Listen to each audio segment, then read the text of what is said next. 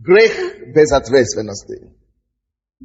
Проповедую на теме грех безответственности. Грех безответственности. Откройте, пожалуйста, вместе со мной Евангелие от Марка, 12 глава, с 1 по 9 стихи.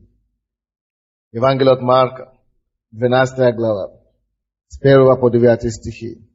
И начал говорить им притчами. Некоторый человек насадил виноградник и обнес оградою, и выкопал тащила, и построил башню, и, отдав его виноградарам, отлучился, то есть уехал в далекую страну. И послал в свое время к виноградарам слугу принять от виноградарей плоды из виноградника. Они же, схватившие его, били и отослали с мечем. Опять послал к ним другого слугу, и тому камнями разбили голову и опустили его с бесчестием. И опять иного послал, и того убили. И многих других то побили, то убивали. Имея же еще одного сына, любезного ему, напоследок послал и его к ним, говоря: постыдятся сына моего. Но виноградари сказали друг другу: это наследник, пойдем убьем его, и наследство будет наше. И схватившие его убили и выбросили вон из виноградника. Что же сделать хозяин виноградника? Придет и предаст смерти виноградарей и отдаст виноградник другим. Неужели вы не считали этого в Писании? Камень, который отвергли строители, тот самый сделался главой угла. Это от Господа, и есть дивно в глазах наших. И старались схватить его, но побоялись народа, ибо поняли, что о них сказал притчу, и оставившие его отошли. Грех безответственности. Это серьезная проповедь. Я повсюду хожу по Украине, по Киеву, и я встречаюсь безответственными. Везде. И моя большая беда и горе заключается в том, что даже среди Божьего народа, среди верующих, среди христиан, находятся те, которые тоже успевают себя рекомендовать или заявлять о себе как о безответственных людей. Но мы христиане, мы другие. Даже если мы пришли к Богу безответственными, Бог поможет нам. Мы станем ответственными. Но то, что я хочу, вы знали сначала, это то, что безответственность – это грех. Почему безответственность есть грех? Потому что тебе дают ответственность. Тебе доверяют. Или тебе доверяли. Тебе дали что-то, потому что тебе доверяют. Тебе оценили высоко. И когда мы это не делаем, когда мы подводим Бога или человека, мы совершили грех. Но в этой истории тяжело видеть это, то, что я говорю, но я вам помогу. Эта история говорит о Боге. Здесь говорится о том, что есть хозяин, который построил хорошую ферму. Или ферму, как вы говорите. Ферму, да? То есть хорошую ферму, земледелие. И оградил, сделал хорошо, сделал ограду, закопал, тащили и так далее. Сделал все классно, чтобы принесло прибыли. Он все сделал. Но ему надо было уехать в далекую страну. И позвал людей и отдал эту ферму на аренду. Согласием, что он будет приезжать каждый раз, или каждый месяц, там не указано, чтобы получать свои прибыли. То же самое, что человек построил квартиру, ему надо уехать. Он сделал ремонт, сделал и отдал на ремонт. И каждый месяц он должен послать кого-то, чтобы получить свой на аренду, чтобы получить свои деньги. Это правильно или нет? Это нормально? Бог не против бизнеса. Это коммунисты заблудились, когда они думали, что бизнес это капиталисты придумали. Это Иисус сам говорит о бизнесе здесь. Поэтому если вы думаете, что нет, я не хочу заниматься бизнесом, я верующий, я такой святой, читайте Библию. 60% или больше из притчи Иисуса связаны с бизнесом. Можете такое поверить? В принципе, это Божье помысл, чтобы у каждого было свое дело, свой бизнес. Это Божье помысл. В принципе, в нормальном обществе только где-то 20, максимум 25% населения должен работать где-то в государственной структуре. Не больше. Это даже много. Остальные должны иметь свои дела.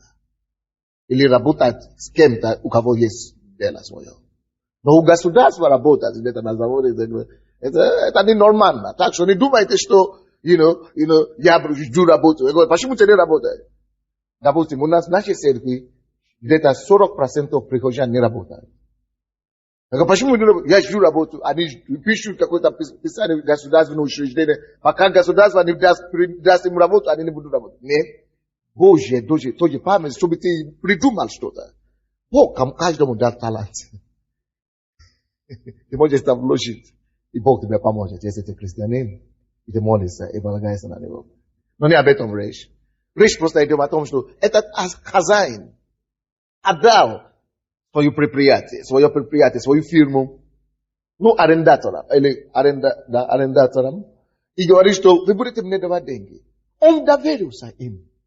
Но когда он посылал каждый месяц или каждый год, чтобы ему дали деньги, как прибыли, или как плату, оплата, и чтобы они ему дали обратно, вы знаете, что они делали? Они избивали этих людей, посылали их в нищет. Это уже выше уровня безответственности. Но мы скажем, что это не только безответственность, это ужасно, это убийство. Но это началось безответственности. Безответственность тебя поведет дальше. Поведет тебя к кураже, поведет тебя много чему. Я дойду до этого. Но эта история также не просто о бизнесмене. Это история о нас. Бог Отец возлюбил нас. Он создал мир, и Он создал нас. Мы не имеем ничего, которое бы мы не получили от Бога. Даже наша жизнь, это есть аренда от Господа нам. Каждый человек живет здесь и должен дать отчет Богу, как он жил, как бы прибыл. Каждый из нас получил жизнь. Смотрите на меня внимательно. Жизнь – это не твоя собственность. Это то, чему тебя доверил Бог. Слушайте внимательно. Мало людей это знает. Жизнь каждого человека, каждый из нас обязаны нашей жизни Богу. Он может собрать эту жизнь в любое время. Но пока Он не собирает эту жизнь от нас и дает нам эту жизнь жить, Он доверяет нам эту жизнь. Принести какие-то плод, принести какие-то прибыли, принести какие-то блага Царству Божьему, Богу и людям. Поэтому Он еще сохраняет эту жизнь, которую Он дал нам. Поэтому, братья и сестры, если Бог дал нам жизнь как аренда, это значит, Он также имеет власть и право получить с этой аренды плату. Или как ты сказал? Плату. Правильно? Он дал нам. Это Его жизнь. Написано, что Бог дунул человека, и человек стал душой живой. Это Его жизнь. Он арендовал нам. Поэтому мы должны жить этой жизнью, чтобы принести пользу, так как Он хочет людям и Богу.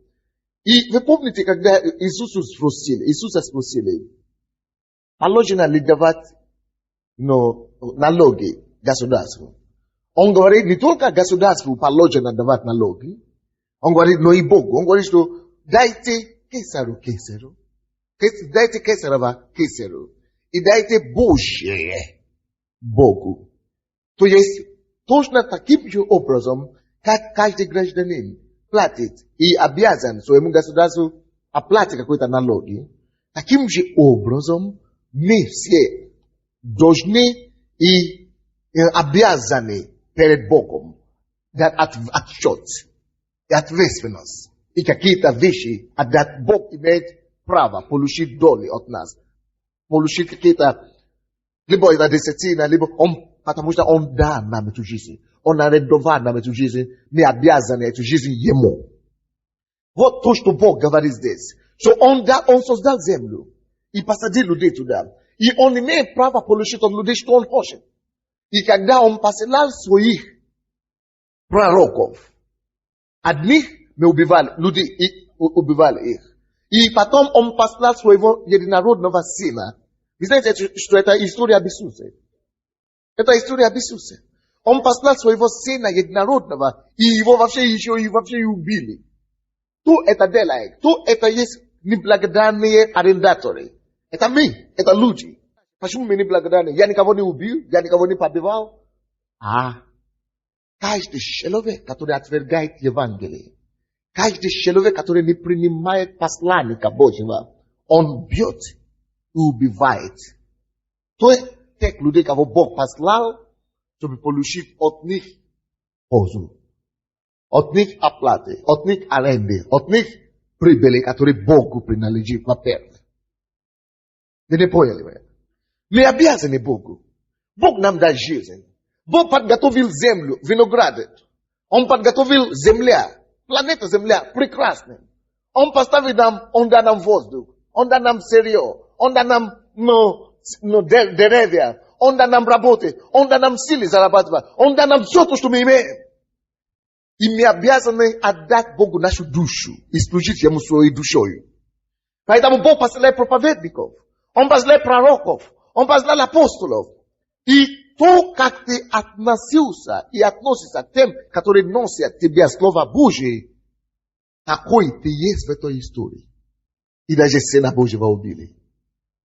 Каждый раз, когда ты отвергаешь Слово Божие, отвергаешь Библию, ты убиваешь Иисуса снова.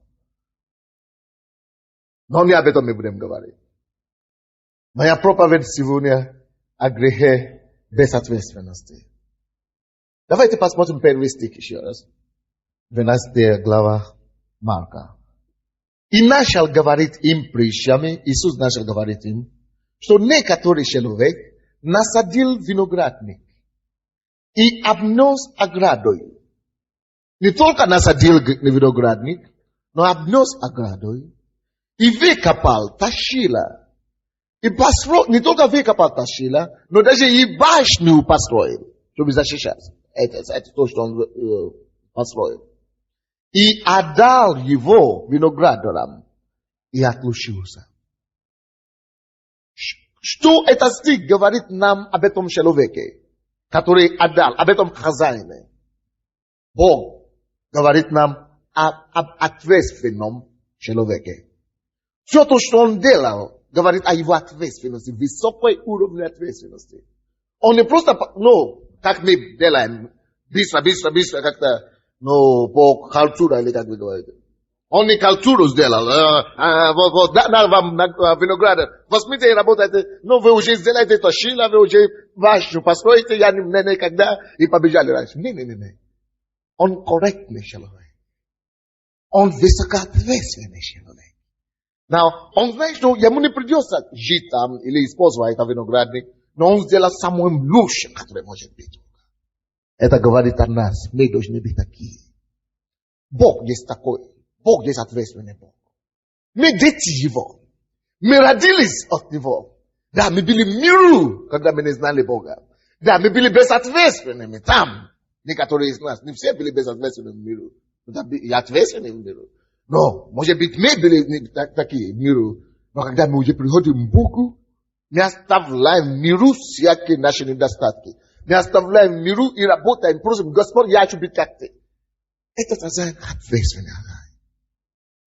Он подготовил до мелочи. Он придумал, он просмотрел все. Он продумал обо всем детали. Хотя это не будет его. Но он потом передал виноградарам. Вы работаете, живите. Все классно. Наоборот, вроде бы человек только должен наслаждаться, благодарить Господа и работать до завтра, как хочешь. Но поэтому-то Бог и дает нам эту историю. Сравнение ответственного хозяина и безответственные виноградника, наемники. Братья, поймите меня, смотрите сюда. Заметьте себе, что только ответственные будут хозяинами в этой земле. Безответственные люди никогда не станут хозяинами. Даже если им подарят. Они сгубят, и они потеряют все равно. Дорогой брат и сестра, ты пришел в церковь, ты пришел в родной дом, ты пришел в общий дом. Научись принципами царства. Научись характером отца. Прежде чем ты сможешь надеяться, что Бог тебе доверится что-то. Многие из нами молимся, сидят в комнате, о, Господь, благослови, подними его финансы, посылай. Бог плачет за таких людей. Не молиться надо, а подражать отца. И когда ты будешь подражать его и будешь молиться, вот тогда тут будет все получаться.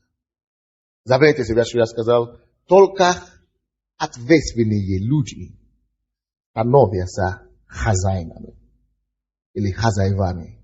Не забудьте это. Даже если ты жена, это не будет в церкви, это не бывает. Но в миру это бывает. Что если даже ты жена, и ты не очень ответственная, другая придет и соберет твоего мужа. Но в сатане в церкви не бывает, но я просто, что в миру творится, я говорю. Но все равно, если ты не ответственный в церкви, не очень хорошо, муж не будет доволен. Потому что здесь нет развода, он тебя не бросит все равно, но все равно это нехорошо. Чтобы быть действительно хозяином там, тебе надо быть ответственным. Аминь. Грех без ответственности. Потому что кто-то пойдет и скажет, что пастор сказал, что мужья могут бросать жену, зачем подаем заявление? Нет. Этого нет. Аминь. Но я просто, вы поняли, да, то, что я сказал. Подлинные хозяева, это только те, которые ответственны. Ответственный хозяин отдал наемникам. Но наемники или виноградари как раз противоположность хозяина. Они вообще безответственны полнейшие. И что они сделали? Как вы думаете, то, что я скажу сейчас, правда или нет? Я думаю, что когда этот хозяин уезжал, то он заключил договор с этими виноградарями, с этими наемниками. И что в этом договоре вводило такое условие, что мы придем, мы будем приезжать каждый месяц или каждый год собирать наши прибыли. Вы будете работать в нашей собственности и давать нам прибыли сколько-то, а сколько-то остается вам. Вы думали, что было такое условие договоренности? Иисус не подавал подробности, но я уверен, что это было. Аминь. И, естественно, по договоренности, Иисус, это хозяин, посылал, 2-3 стих, посылал людей, свою слугу, чтобы они пошли, своих слуг, чтобы они пошли, собрали его прибыли, его оплату. Вы посмотрите, что они сделали. Безответственные наемники, как они поступали. И послал свое время к виноградарям слугу, принят от виноградарей плоды из виноградника. Они же, схвативши его, били и отослали ни с чем. О чем это говорит мне? По договоренности. Пришел хозяин. Это собственность не моя. Он мне доверил. Заслужил ли я это доверие? Нет. Он доверил мне. Он мне дал высокую ответственность. Он меня поставил высоко тем, что он мне доверил. Что я должен делать? Он ждет от меня плода. Он ждет от меня прибыли. И вы знаете, почему они схватили эти слуги и выслали их? Это не потому, что они такие плохие. Это потому, что они не успевали. Потому что не было плода, не было прибыли. Как объяснить, что не было прибыли? Поэтому они уже решили, ну, мы вообще скажем, что вы никто здесь уберется сюда. Вы поняли, не? Не была прибыли. Их безответственность, их привела, или как мы говорим, отдала, или как мы говорим, привела их. Безответственность и безответственность. Подвела, я это слово я искал. Подвела их. И из-за их безответственности, это уже толкнуло их тому, чтобы к агрессивности. Безответственность всегда толкает к агрессии. Это первое.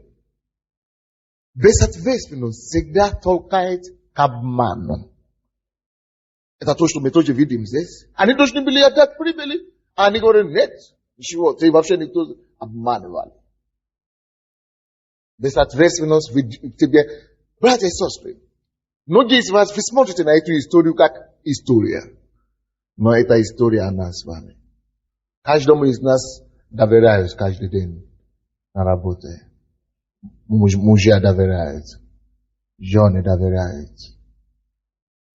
Начальники доверяют нам. Что-то тут и там. Церкви нас животом доверяет. Кто ты? И насколько ты ответственный? Какие твои реакции?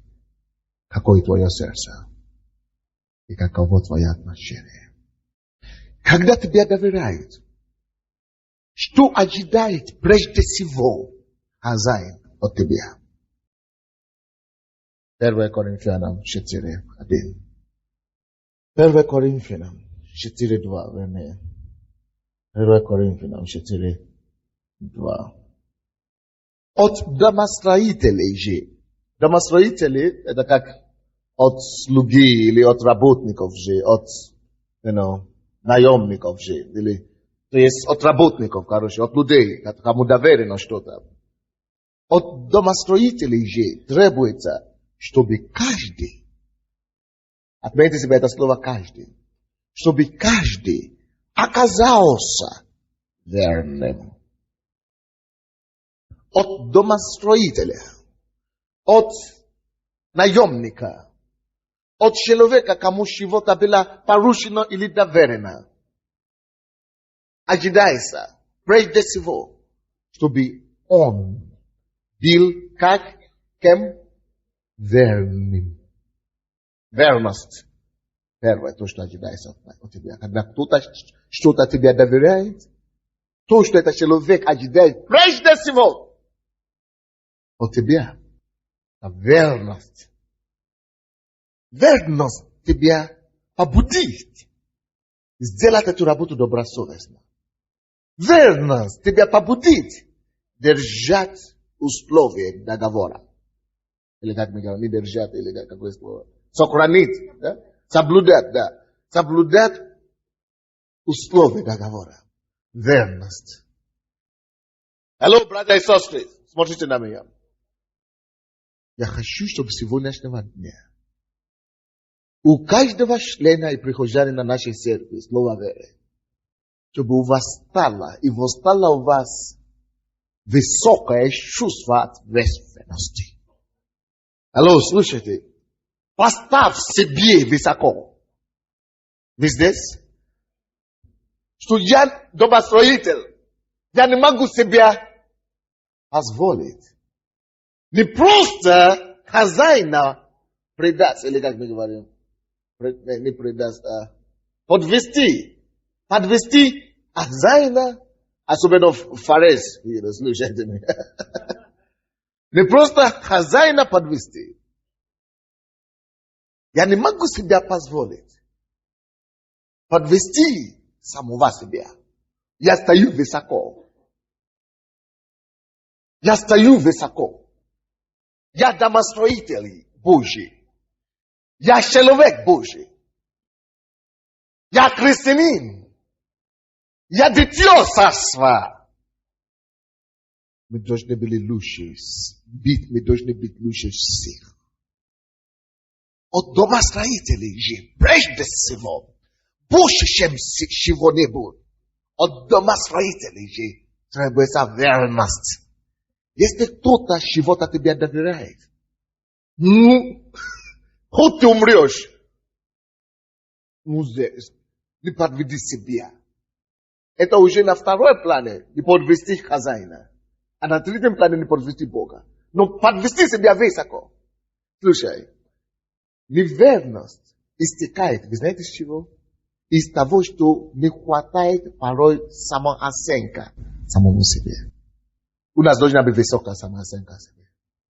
Братья, ну, посмотри на себя высоко. Оцени себя по достоинству. Нет, я не могу себе это позволить. Я выше этого. Я человек слова. Нет, я человек, рожденный от Бога. Я верующий от домостроителей же. Прежде всего, требуется, чтобы он был верным. Я знаю, что в миру это не очень много, не у всех есть. Но мы другие. Мы должны быть лучшие, которые есть в этом мире. От домостроителей же. Прежде всего, когда тебе доверяется что-то, это тебе требуется прежде всего верность от тебя. А если ты верный, если ты будешь стремиться быть верным, ты не просто исполнишь условия договора, ты будешь работать добросовестно. Если ты верный, ты будешь не просто зарабатывать, и отдать ту оплату, о которой вы договорились. Ты заработаешь еще в 2 раза больше для себя, если ты верный. И если ты верный, клиенты всегда будут идти к тебе. Если ты верный, люди с тобой захотят иметь дело. Запомните, только ответственные люди будут хозяевами в этом мире. Только ответственные становятся хозяинами и хозяевами. Безответственные, даже если им подарят, они потеряют. Это Библия говорит. Ничего не поделаешь. От Матфея, 5 глава, 33 и 37. Вы знаете, есть такие, которые говорят. Вы знаете, когда я работал журналистом. Я работал с американцем, который жил в Америке, а я здесь жил. И он мне поручил, что я был его представителем. Конечно, это у всех бывает такое, то, что я сейчас скажу. Обычно, когда ты работаешь под кем-то, ты всегда чувствуешь, что я мог бы делать по-другому. Особенно, когда тебе дают приказ сверху, да? Тебе сказал, ну, иногда приходят такие места, когда ты думаешь, нужно это делать по-другому. Я мог это делать получше. Или я бы делал это по-другому. Что-то подобное. Вы понимаете, что я говорю? И очень много раз он мне давал такие поручения, которые я советовался с ним. Но раз он мой господин или мой начальник, я знал, что я мог бы делать по-другому. Но потому что верность, ответственность требует верность. Я должен быть делать то, что он говорит. И я делал. Я говорил ему, что можно по-другому, но если он говорит. Почему я это говорю? Потому что многие из нас, мы думаем, я безответственный, мы безответственны, мы оправдываем, мы любим оправдывать свою безответственность. Мы говорим, вот я это не сделал, потому что вы попросили вот так сделать, а я вот думаю, что можно было бы по-другому, и я жду, и я ждал, и я... Ерунда. Все равно безответственность. Давайте посмотрим, что Иисус сказал об этом. О грехе безответственности. От Матфея я сказал, да, 5 глава, 33-37 стихи. Еще слышали вы, что сказано древним? Иисус говорит, вы слышали, что сказано древним? Не приступай к клятве. То есть, древним сказано, не клянись, то значит, не приступай к клятве. Не нарушай клятвы. Не нарушай клятвы. То есть, можно было клянуться, но не нарушать. Но исполняй перед Господом клятвы твои. Так? Это так сказали. Клянись, но не подведи себя, исполни свои клятвы. А Иисус говорит, что? Я обожаю Иисуса. А я говорю вам, вообще не клянись вовсе. Не клянись вовсе. Ни небом. Потому что оно престол Божий. Ни землей. Потому что она подножие ног его. Не Иерусалимом, потому что он город великого царя. Не головой твоей, не клянись. Потому что не можешь ни одного волоса сделать, белым или черным. Но да будет слово ваше. Да, да, нет, нет. А что сверх этого, то от лукавого. Скажи. Что вы скажете об этом? Я думаю, это потрясающе. Послушайте, что Иисус говорит. Этим самым Иисус говорит нам, что раньше люди клялись. А? Как лучше? Клялись, и люди клялись, вот я сделаю, вот во имя что-то, вот мой Бог или что-нибудь. Или вот Печерский лавр, чтобы что-то не случилось. И тогда говорили, что постарайся сделать все, если ты уже клялся, то старайся держать, а то тебе будет что-то плохо. А Иисус в Новом Завете, он говорил, это было в Ветхом Завете. Что клянись, чтобы убедить кого-то, что ты их не подведешь. А я вам говорю, вы последователи мои.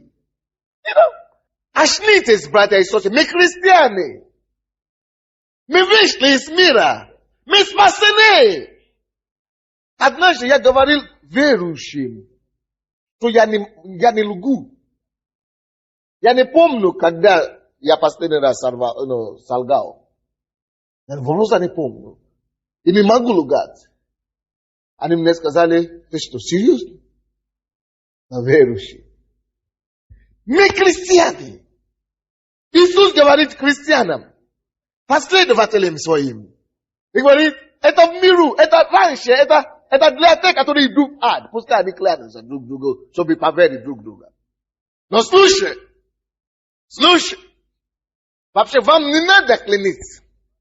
Будьте настолько ответственными, что если вы скажете людям «да», они настолько вас знают, они настолько доверяют вас, они настолько знают, что вы человек слова, что если ты только скажешь «да», то они на 120% должны быть уверены, что раз ты сказал, это твое слово, но равна клятвой. Иисус хочет, чтобы мы поняли себя.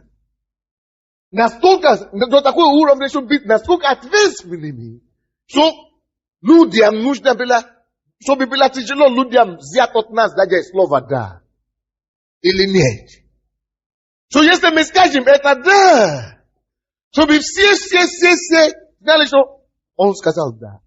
Отметь будет так. Это есть качество, которое Иисус учил, что должно быть не в жизни проповедников, а в жизни каждого верующего. Он говорит, тебе не надо, вам не надо больше кляниться. Вам не надо больше, кляниться, да? Клясться. Вам не надо больше клясться. Вам не надо забудь об этом. Будьте настолько ответственными, чтобы когда вы скажете что-то, чтобы весь мир знал, что это человек верующий. Он сказал, значит, ну стоп. Вот почему мы не клянемся. А вы знаете, что наш мир сделал с этого слова Иисуса? Наши современники с вами. Они брали это слово, не клянись. И они вообще не исполняют то, что Иисус говорил. Они вообще не понимают суть. Они говорят, вот я христианин, но нам нельзя клясться. Вот мы не кланяемся, и все. Они сделали с этого слова религию. Вот нельзя, значит не клянись, значит тебе будет плохо. Не об этом Иисус говорит. Не об этом говорит. Иисус учит тут об ответственности. Не порядок, не очередной, нельзя. Овещи, да. Овещи степень ответственности. Он не учит тут опять очередной закон. Значит не клясться, значит запрещено. Не об этом-то он говорит. Ему жаль, что мы так понимали то, что он сказал тут. Он говорит, ну, как вы считаете? Хорошо, слушай. Но мы верующие. Мы пришли к Богу. Нам Бог помогает. Мы читаем Библию правильно. Нам Бог столкует Библию. И мы понимаем, что Он имеет в виду. Да будет ваш да, да. И ваш нет, нет. Я такой. Как был бы наш мир хороший и красивый, если действительно это так сегодня для всех нас? Какой бы у нас был бы, даже наша церковь прекрасным? Киев бы стал лучшим. Вы знаете, я знаю церковь в Европе, где госадминистрация и правительство страны звонят пастору, когда они хотят дать какую-то работу, ответственную работу, серьезную работу кому-то в стране. Они говорят, мы можем доверять только верующим, потому что вы учите ваших людей хорошо. Ваши люди никогда не болеют по понедельникам. И кто вы знаете, что это значит? Кто там в курсе? По понедельникам у всех, как правило, головная боль. Больничная по понедельникам. Но верующие не болеют по понедельникам. Они ходят на работу по понедельникам. И они не гуляют, что у меня через каждые 2 месяца, но больничная. И правительство страны и госадминистрации звонит и говорит и дает работу именно верующим. Говорит, дайте нам нужно бухгалтера. Дайте нам нужно директора фирмы. Дайте нам нужно кого-то ответственной и лучшей работы попадаются к верующим. Разве это не класс? Я думаю, это здорово. Правильно, нет? И я вам скажу то же самое, братья и сестры, сегодня. Бог также поступает. Бог никогда не доверит человеку духовные истины, силу и помазание, если он не ответственный. Ты думаешь, почему я молюсь за людей, и люди не исцеляются? Почему я делаю то, и Бог не благословляет? Потому что Бог ответственный Бог. И он, если ты называешься его именем, чтобы ты был как он. Я вам это покажу в Библии. Откройте Псалом 14. 14 Псалом. 14 Псалом. 1 по 5 стихи. 1 по 5 стихи. 14 Псалом. Господи, кто может, спрашивается, риторический, правда, вопрос. Кто может пребывать в жилище твоем? Кто может обитать на святой горе твоем? Из вас, братья и сестры. Допустим, мы все задаем этот вопрос. Мы любим пастора Сандей.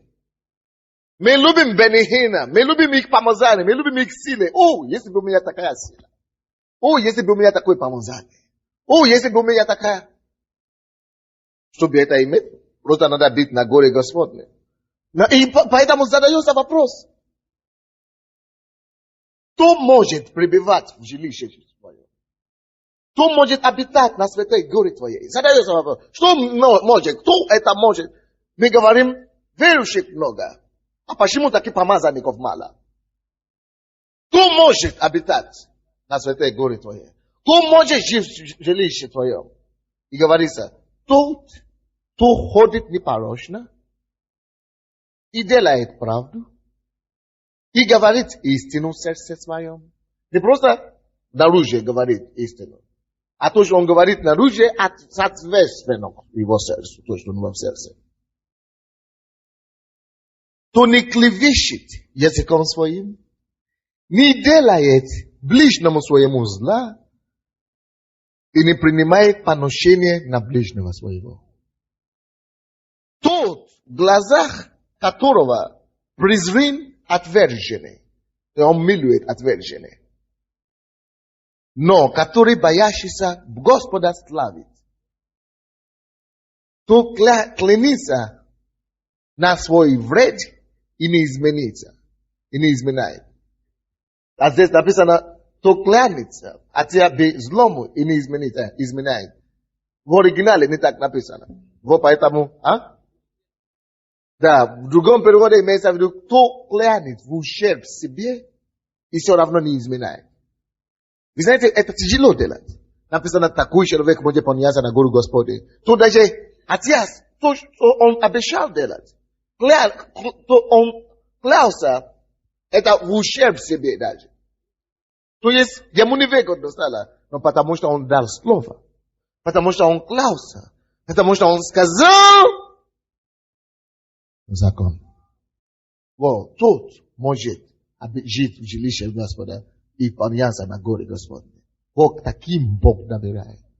Он просто говорит, это в ущерб себе. Это на зло себе получается. Это на вред себе. Но потому что он уже клялся, он не изменяет, не дает его слово обратно. Это высокий уровень ответственности. Кто серебра своего отдает в рост и не принимает даров против невинного. Поступающий так не поколеблется вовеки. Братья и сестры, я заканчиваю. Грех без ответственности. Человек, который совершает этот грех, он не может достичь высоты, духовной высоты. Он будет низкий человек постоянно. То есть он не может жить под Божьим, Бог не может доверять ему, короче. Не может доверять ему. Очень часто мы с вами так легко относимся к безответственности. Мы думаем, не получилось, не вышло, не получилось, так вышло, так получилось, трамвай не подъехал, пробки на дороге. Это все ерунда. Это грех безответственности. Очисть себя от этого, брат. Если ты хочешь стать кем-то уважаемым и великим в этом мире. Очисть себя от этого. Будь ответственным человеком. Стань человеком слова. Чтобы все люди, которые окружают тебя, скажут, если он так сказал, вы можете идти домой и спать. А я вам скажу, есть некоторые люди в этой церкви, которые мне скажут что-то, я не могу идти домой и спать. Я иду домой и беспокоюсь, делает или нет. 3 раза ночью просыпаюсь, а сделали или нет. Хотелось бы, чтобы не все стали такими людьми.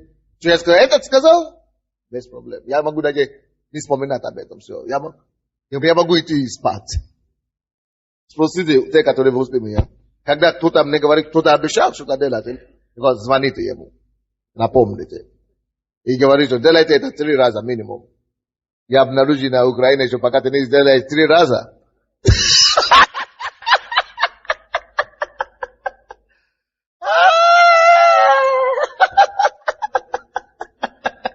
Ничего не срабатывает. Да. Но я думал, после этой проповеди мы все стали только одного раза. Только окнулся, уже все уже сделалось. Дай Бог, чтобы так стало. Давайте вернемся, откуда мы начали, потому что я заканчиваю. От Марка 12. От Марка 12. 7-9 стихи. 7-9 стихи. Никто не обижается на меня, не? Потому что кто-то скажет, что нет, он имеет в виду меня. Он меня имеет в виду. Не. Я проповедник. Я проповедую Слово Божье. Я никого не имею в виду конкретно. Если ты такой, значит это Дух что-то тебя имеет в виду. По-моему, это более серьезно. Но я не подстрою эту проповедь под кем-то. No. Дух что-то мне сказал во вторник прошлый, чтобы я это сделал. Так что это не, кто-то. Я не вспоминаю кого-то специально. 7-9 стихи. 12 глава. 7-9 стихи. Но виноградари сказали друг другу, это наследник. Пойдем, убьем его. И наследство будет наше. Вот, мы такие крутые, значит. И схвативши его, убили. И выбросили вон из виноградника. Что же сделает хозяин виноградника? придет и предаст смерти виноградарей и отдаст виноградник другим. Слушай, за каждую твою безответственность ты что-то потеряешь. Ты что-то теряешь. Заметил ли ты? Не заметил? Внушил себе, что ничего не произошло? Удачно внушил? То есть так убедил себя в этом и других успел убедить? Тут ничего не меняет. В духовном мире ты что теряешь? Прежде всего ты теряешь достоинство. Ты теряешь доверие к себе. А потом, написано дальше, схвативший его, выбросить. Это медленная смерть. Грех без ответственности. Это ужасно. Давайте примем решение станем. Что мы станем? Божьими, мы станем ответственными. В нашей жизни станем ответственными. В нашей семье станем ответственными. В наших работах станем ответственными. В наших договорах станем ответственными. В нашем обществе, для нашей страны станем ответственными. И Бог поднимет нас. Он поднимет нас не просто в наших глазах, Он поднимет нас в глаза других. И Он поднимет нас в обществе и в духовных вещах. Вы знаете, братья, Бог тебе доверит что-то. Слушайте внимательно, все смотрите на меня. Кто бы ты ни был, Бог тебе что-то доверяет и ждет от тебя отдачи. Это может быть талант, который Он тебе дал. Используй его. И возвращай Богу дивиденды его, благодарность. И служи Богу этим талантом. Может, Бог тебе дал энергию и силу работать, или трудиться, или зарабатывать. Не думай, что это ты такой умный. Если Бог соберет эту силу, ты станешь в следующем мгновенно парализованным. И никакую пользу никому не приносишь. За силу, которую Бог тебе доверяет, служи Богу тоже. Отдавай Ему благодарность. На многим из нас Бог доверяет зарабатывать деньги. У тебя есть деньги. Будь верный. Служи Богу. Дай твоими финансами. Может быть, кому-то и где-то Бог доверяет. Но Бог тебя доверяет быть женой. Есть слишком много женщин, которые не замужем. Будь ответственный там. Бог тебя доверяет быть мужем. Есть слишком много мужчин, на которые даже женщины не обращают внимания. Представь себе ответственным, стань ответственным мужем. Если Бог тебя доверяет быть отцом, будь ответственным отцом.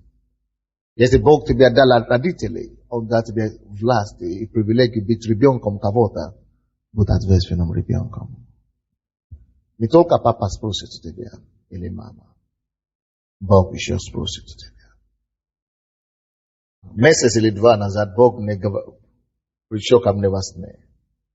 И мне говорит, ты живешь далеко от родины, от мамы, от родителей. Ты помогаешь многим людям здесь. Но твои родные нуждаются таким же образом в всей этой любви и внимания, которое ты даешь другим. Не забудь маму. Вспоминай ее. Физически и материально. Но почему я это говорил? Просто я вам говорю о том, что я даже здесь, и Бог вынужден прийти ко мне во сне, чтобы сказать мне заботиться о вас. Это тоже ответственность быть чьим-то ребенком. И Бог спросит тебя. Грех без ответственности. Давайте склоним наши головы и скажем, Господь, помоги мне быть ответственным. Помолись Богу. Поговори с Отцом. Быть ответственным в доме. Быть ответственным как родители. Быть ответственным как муж, как жена. Быть ответственным, как ребенок. Перед Богом быть ответственным. Служение быть ответственным. Финансы, которые Бог тебе дает, быть ответственным. Бизнесе, на работе быть ответственным. С твоим временем быть ответственным. Грех без ответственности. Грех без ответственности. Грех без ответственности. Их так много по всему миру сейчас. В нашем обществе их полно. Но ты не должен быть один из них. Ты должен стать ответственным. Ты не должен быть один из них. Проси Бога, чтобы Он сделал тебе самое высокое значение слова ответственности. Самым ответственным там, где Он тебя поставил. Отдай себе Богу. Открой твою душу, твое сердце. Пусть Он изменяет тебя. Пусть Он преображает тебя. Пусть Он сломает тебя, если надо. Взывай к Богу. Умоляй Ему. Даже если ты уже ответственный, даже если ты уже хорош, проси, чтобы Он помог тебе быть лучше. Проси, чтобы Он помог тебе быть лучше.